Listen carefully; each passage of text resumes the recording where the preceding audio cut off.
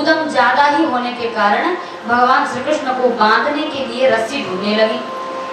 अब जितनी भी रस्सी वे ढूंढ के ले आती, 2-2 अंगुल छोटा पड़ जाता। जैसे ही भगवान को बांधने की कोशिश करती, 2 अंगुल छोटा पड़ जाता।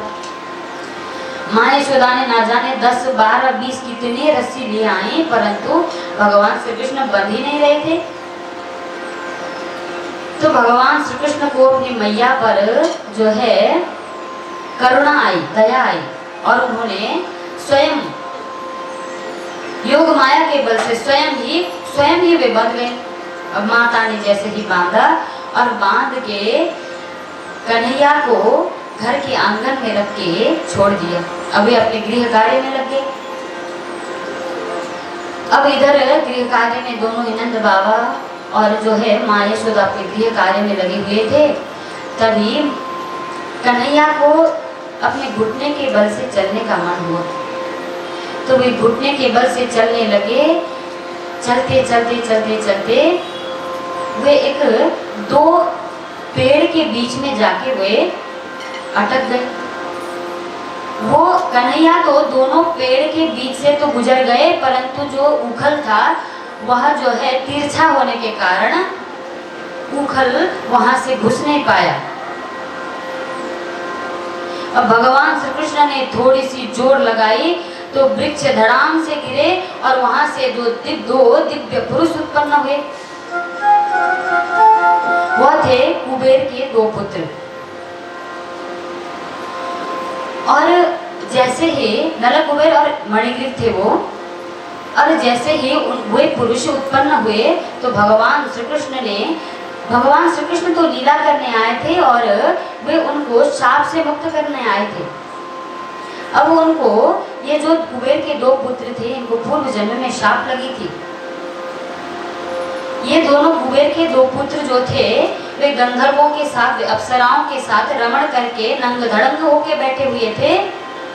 तो वहीं पर नारद जी का आगमन हुआ।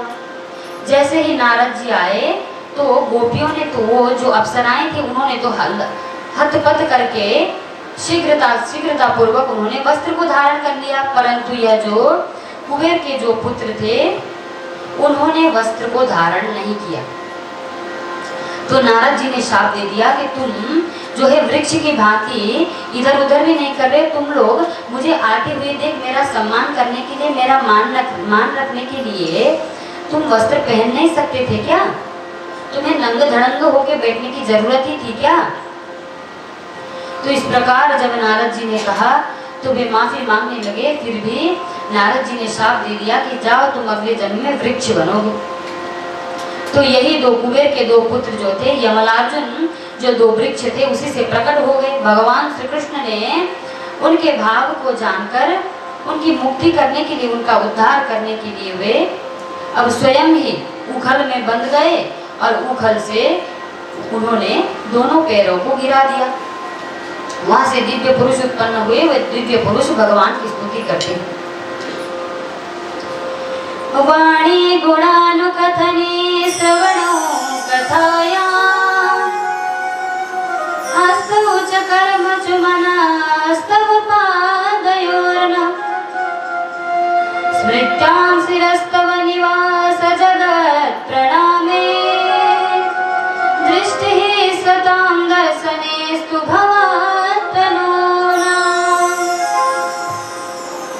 अब स्तुति करते हैं, हे भगवान हमारे जो चरण कमल है आपके ही तीर्थों में जाने के लिए लग जाएं, हमारे जो नेत्र है आपके ही दर्शन करने के लिए हो जाएं, हमारे जो जीव है वह जीव तो आपके ही नाम उच्चारण करने में लग जाएं। इस प्रकार उन्होंने स्तुति की।